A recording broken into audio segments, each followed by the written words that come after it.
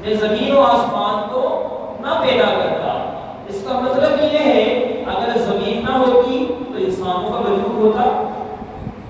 جناب یہ دنیا کی جتنی بھی روانائیاں ہیں، یہ کسی بھی چیز کا وجود ہوتا، ہم ہوتے، ہمارا وجود ہوتا، ہمارے آباء و اجداد ہوتے، کچھ بھی نہیں ہوتا اگر آسمان کی تخلیق نہ ہوتی، نہ جناب عرش ہوتا، نہ فرش ہوتا، نہ جناب وہاں فرشتے ہوتے، کسی بھی چیز کا وجود نہیں ہوتا۔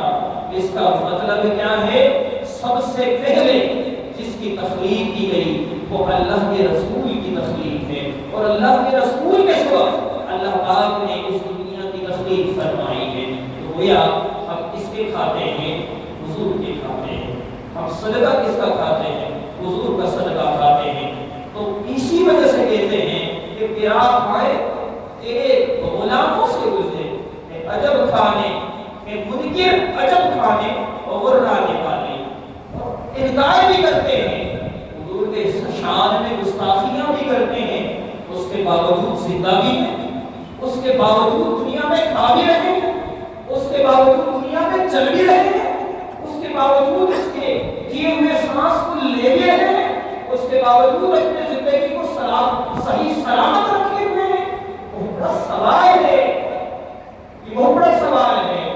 اگر اس نبی کو نہیں مانتے، اس نبی کی عزت کرنا نہیں آتا تمہیں، اس نبی کی عزت و عصمت پر مر بیٹھنے کا جذبہ تمہارے اندر نہیں ہے، تو تمہیں تو مر جانا چاہیے، کیونکہ اسی نبی کا کھاتے ہو، اسی نبی کا پیتے ہو، اسی نبی کے صدقے کو پھر تمہیں سب کچھ عطا کیا جائے۔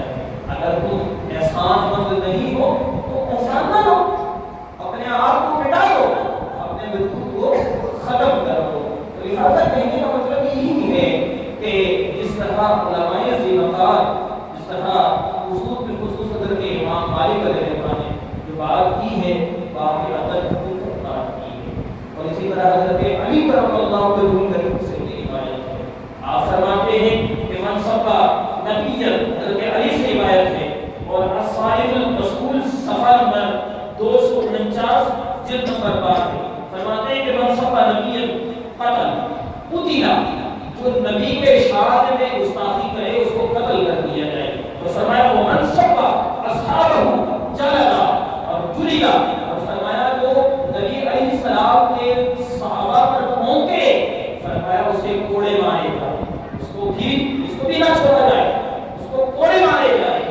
جناب آپ دیکھیے الصائب المسئول، یہ بہت خوبصورت کتاب ہے، اس کی بہت ساری جلدیں ہیں، اور جلد نمبر 92 کے اندر اگر شاکر نبی جو حضور علیہ السلام کے شان میں گستاخی کرتے ہیں، ان پر 92 جلد کے اندر بہت خوبصورت تحریر لکھی ہوئی ہے۔ اور دیکھیے اس کے اندر حضرت ایک بیرس بن نقیل ہے جس نے حضور علیہ السلام کے شان میں بد کلامیاں کی اور شعر و شاعری کی، بدزبانیاں کی، جس کو حضرت علی نے قتل کیا۔ اسی طرح عمر بن عاص حضور علیہ السلام کے شان میں گستاخیاں اور بکواس کرتا تھا، صحابہ کرام نے اس کو واصل جہنم کیا۔ اسی طرح کعب بن اشرف، یہ بھی حضور علیہ السلام کے شان میں بھونکتا تھا، صحابہ کرام نے اس کو بھی واصل جہنم کیا۔ حضرت انس بن مالک سے روایت ہے، حضور علیہ السلام پر تسلیم کے دور میں جب فتح مکہ ہوا، اس پر فرماتے ہیں حضرت